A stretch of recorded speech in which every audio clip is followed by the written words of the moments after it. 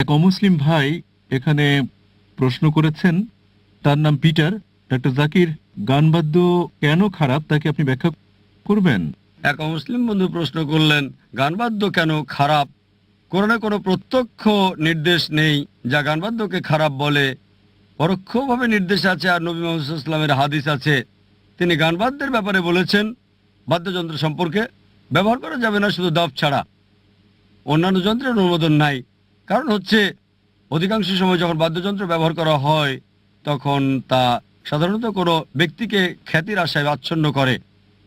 অধিকাংশ সময় যদি ভালো করে দেখেন, কোরআন মূলত গান কবিতার বিরুদ্ধে। একটা সূরা আছে শুআরা, যা কবিদের ব্যাপারে বলছে।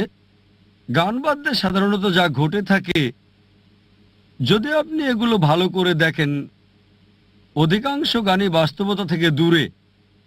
আর সঙ্গীতে মানুষ যখন প্রিয় ব্যক্তির প্রশংসা করে বা আবেগ প্রকাশ করে, যতই সে আবেগ দেখায় ততই বাস্তবতা থেকে দূরে সরে যায়।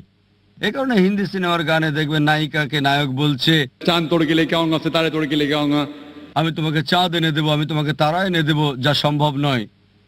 একই অবস্থা ইংরেজি গানেও, পপ বা রক। অধিকাংশ গানেরই কোনো অর্থ নেই, অবশ্য কিছু গানের, সবগুলো না। এগুলো মানুষকে দূরে সরিয়ে নেয় আল্লাহ সুবহানাহু ওয়া তাআলার কাছ থেকে।